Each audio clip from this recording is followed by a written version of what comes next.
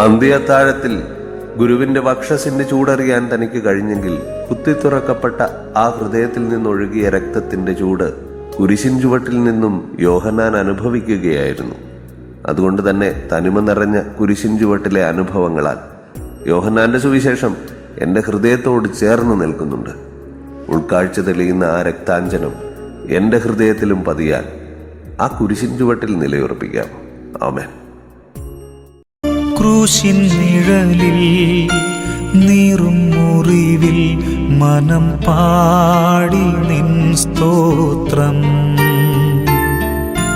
വീഴും വഴിയിൽ താഴും ചുഴിയിൽ മിഴി തേടി